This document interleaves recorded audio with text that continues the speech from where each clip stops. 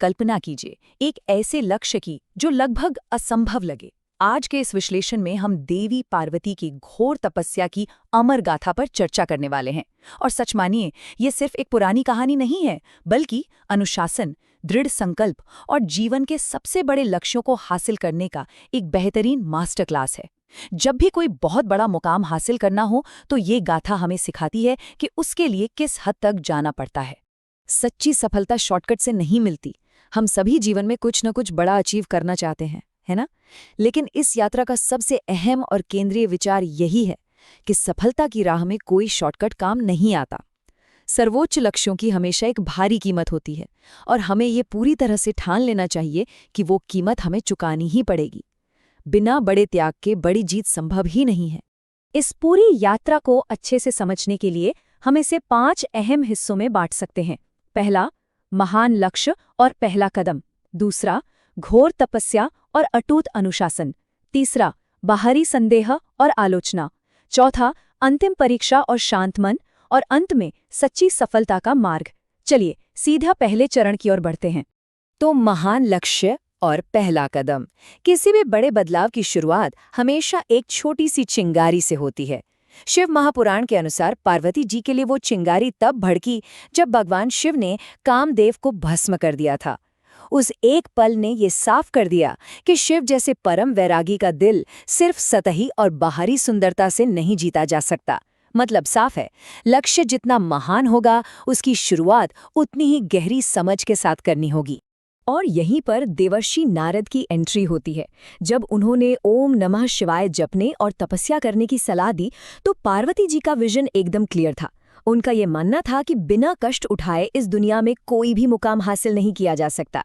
ये कोई साधारण बात नहीं है, ये एक बहुत बड़ा रियलिटी चेक है कि बड़े लक्ष्यों के लिए बड़े संघर्ष लाजमी है। अब देखिए, ये स्थिति हमारे अंदर चल रही उस रोजमर्रा की जंग को बहुत खूबसूरती से दर्शाती है।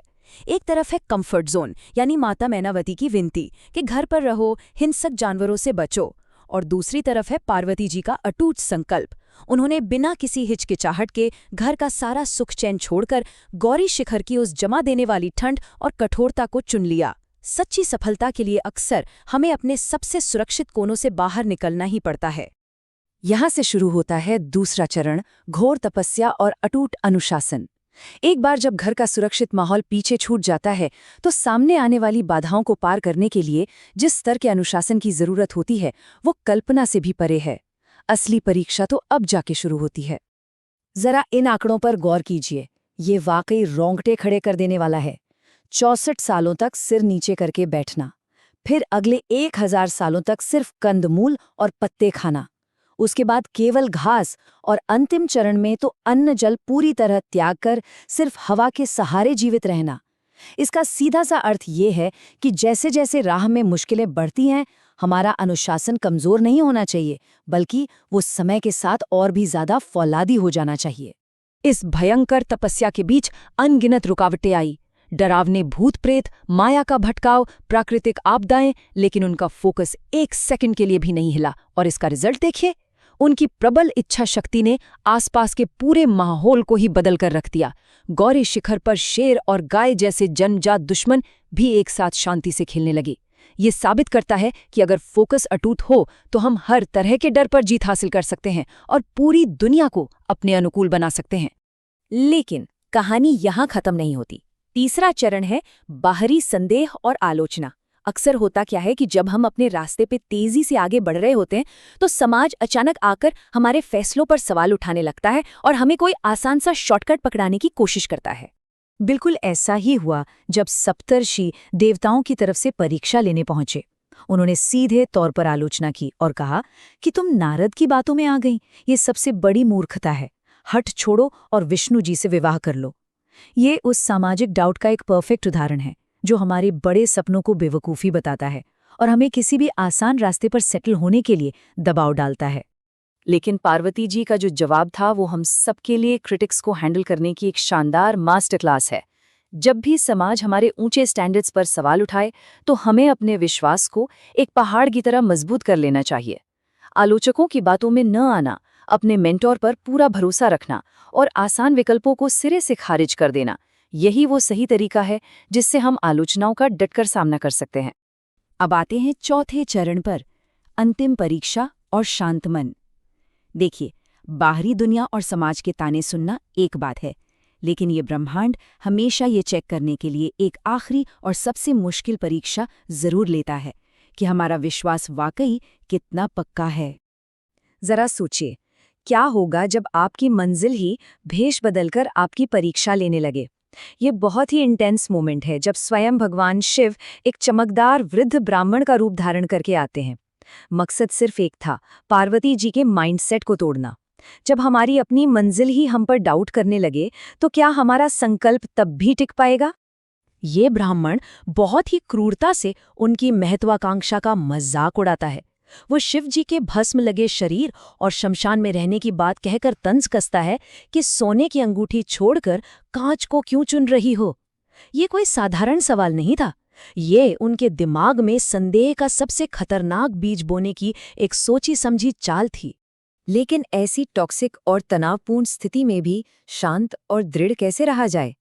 पार्वती जी ने हमें इसके 3 स्पष्ट स्टेप्स दिए हैं। पहला, ऐसी भटकाने वाली बातों को अपने कोर वैल्यूज पर सीधा हमला माने। दूसरा, ऐसी बेसलेस और नेगेटिव बातों को सुनने से बिल्कुल इनकार कर दें। और तीसरा, खुद को तुरंत उस टॉक्सिक इंसान या जगह से दूर कर लें, ठीक वैसे ही जैसे पार्वती जी ने उस ब्राह्मण को वहां से बाहर निकालने का आदेश दे दिया था। और फिर आता है हमारा 5वां और अंतिम चरण, सच्ची सफलता का मार्ग। जब समर्पण अपने एब्सोल्यूट पीक पर, अपनी चरम सीमा पर पहुंच जाता है, तब सारे भ्रम टूट जाते हैं, सारे पर्दे हट जाते हैं और वो असली इनाम हमारे सामने आ जाता है जिसके लिए हमने इतनी मेहनत की थी। पार्वती जी के उस अटूट बचाव और बेनतहा प्यार को देखकर भगवान शिव खुद को रोक नहीं पाए। उन्होंने अपना ब्राह्मण का भेष त्याग दिया और अपने असली दिव्य रूप में प्रकट हुए। मुस्कुराते हुए उन्होंने उस अटूट फोकस के सामने अपनी हार मान ली और कहा, मैं तुम्हारे तप से हार गया हूं, अब जो चाहो मांग लो। सचमुच, जब डेडिकेशन इस लेवल का हो तो सर्वोच्च शक्तियों को भी झुकना ही पड़ता है। तो इस पूरी अमर गाथा को समेटते हुए हमें क्या समझ आता है? जो कोई भी इस कहानी की गहराई में उतरता है, उसे ये एकदम साफ हो जाता है कि सच्ची उपलब्धियों के लिए एक बहुत गहरे पर्सनल सैक्रिफाइस की जरूरत होती है। मुश्किलें बढ़ने पर हमारा डिसिप्लिन भी बढ़ना चाहिए। दुनिया भर की आलोचनाओं का सामना एक पहाड़ जैसे मजबूत रिजॉल्व के साथ ही किया जा सकता है। और सबसे बड़ी बात, हमारा पूरा समर्पण बड़े से बड़े मुकाम को हासिल करने की ताकत रखता है। अब इस बहुत ही गहरे विचार को अपनी खुद की महत्वाकांक्षाओं के नजरिए से देखिए। अगर हमारा दृढ़ संकल्प वाकई एक पहाड़ की तरह अडिग हो जाए, तो क्या इस ब्रह्मांड के पास हमारे लक्ष्यों के आगे झुकने के अलावा कोई और रास्ता बचता है? बिल्कुल नहीं। जब फोकस एकदम क्लियर हो और हम हर त्याग के लिए तैयार हों, तो अंतिम सफलता सिर्फ एक संभावना नहीं रह जाती, वो एक निश्चितता बन जाती है। चलिए, आज के इस विश्लेषण को इसी विचार के साथ यहीं विराम देते हैं।